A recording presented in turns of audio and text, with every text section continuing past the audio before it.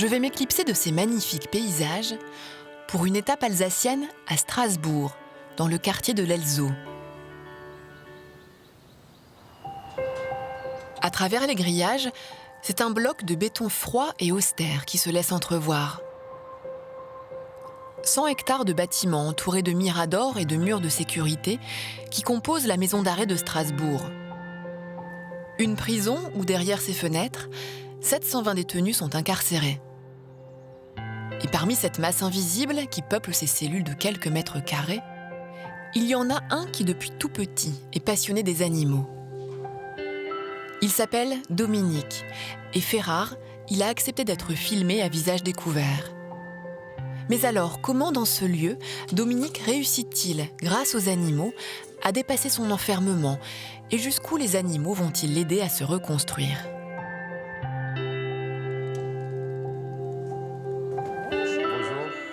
Une fois tous les 15 jours, Dominique reçoit la visite de Patricia, une médiatrice qui, depuis 2008, fait rentrer des animaux dans l'enceinte de la prison de Strasbourg. Et aujourd'hui, c'est Gommette, un cavalier King Charles de 4 ans et demi, qui l'accompagne. Alors elle a plus choisi le mode... voilà, je reste là, je regarde, discrète, et j'attends. C'est un être vivant comme nous, qui est sensible et pourvu d'émotions. Il commence à avoir de l'arthrose. Pour créer petit à petit un lien de confiance, Dominique apprend à lire le comportement de Gommette et s'ajuste face à ses réactions. Au contact de l'animal, la froideur carcérale s'estompe et les sourires apparaissent. Assis ? Non, non, attends. Assis ? Gourmande, assis, voilà. Donne la patte. Non, donne la patte. Donne la patte. Allez. Ouais, bon. J'ai craqué avant. Par le biais des animaux, en fait, on apprend à connaître les animaux. Je veux dire, ils sont comme nous, on a tous un côté mi-ange, mi-démon. Et en fait, je sais pas, ça nous permet aussi de se canaliser, en fait. Pour ces séances de travail, Patricia choisit des animaux doux et gentils, capables d'apaiser les tensions. J'ai emmené un nouveau partenaire aujourd'hui, c'est un nouveau venu dans la grande tribu. Moustique, un chaton de 5 mois et demi, fait lui aussi ses premières explorations en prison. Il est trop beau. Franchement, vous avez bien choisi. Moi, mon but, c'est vraiment d'amener peut-être un petit moment d'évasion, un moment de liberté dans cette phase d'enfermement, on va dire, par le biais de l'animal. Durant 1 heure au contact des animaux, Dominique n'a pas quitté son large sourire. J'apprendrai même, un peu plus tard, qu'il a des projets d'avenir aux côtés des animaux. Mais en attendant, Patricia m'emmène dans un autre bloc de la prison. Ici, dans le quartier des Mœurs, un des plus sensibles de la prison, Patricia a poussé l'expérience encore plus loin. Dans cette pièce, une véritable ménagerie a vu le jour. Des lapins, des oiseaux et quelques rongeurs, en tout, une vingtaine d'animaux ont trouvé refuge en prison. Derrière les barreaux de leur cage, ils attendent chaque jour leur gardien. En fait, des détenus qui s'en occupent, leur donnent à manger et nettoient leur habitat.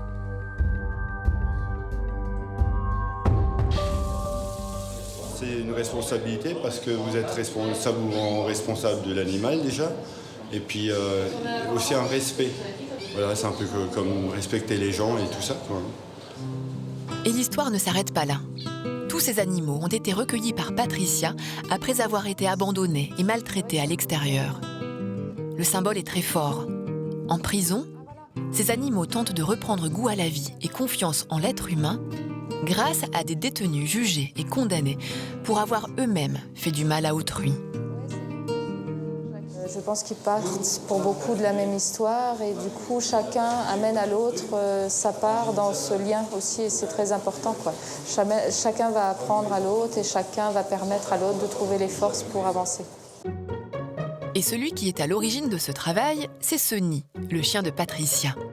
Un golden retriever qui connaît tous les recoins de la maison d'arrêt et qui s'y sent bien. Aujourd'hui, il a rendez-vous pour une séance de groupe.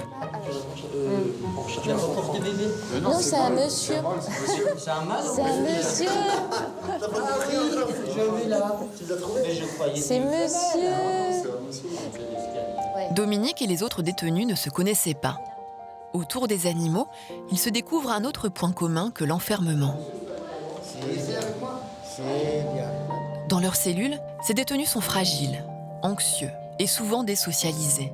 Ici, comme dans une thérapie, ils prennent de la hauteur par rapport à leurs conditions et se confient plus librement. Parce que les animaux, ils ne nous jugent pas. Il y a une complicité entre l'homme et l'animal. Qu'on apprécie mieux la complicité avec les animaux qu'avec certaines personnes. Il transmet, je sais pas, des moments de magie, d'émotion, des sensations qu'on ne retrouvera jamais chez n'importe quel être humain. Il y a 6 ans, suite au suicide d'un détenu, la maison d'arrêt de Strasbourg a été la première en France à intégrer la médiation animale pour rompre l'isolement de la détention. Mais la direction de l'établissement espère aussi que ces moments de partage serviront à préparer la réinsertion des détenus dans la société. D'une façon peut-être pas très traditionnelle, pas très explicite au départ, puisqu'il y a des actions concrètes qui sont mises en place pour la sortie, des actions de recherche d'emploi, de formation. Mais là, on travaille plus de manière plus profonde sur la réflexion intérieure de chacun. Dominique en a encore pour 8 mois d'incarcération. En attendant une éventuelle remise de peine, lui aussi, comme Patricia, s'imagine travailler plus tard avec les animaux. Plus qu'un objectif, il en a fait une motivation pour se réinsérer. Ça m'a quand même apporté beaucoup, parce qu'on a de l'amour à donner en fait à ces boules de poils et en finalité, ils demandent que ça, quoi.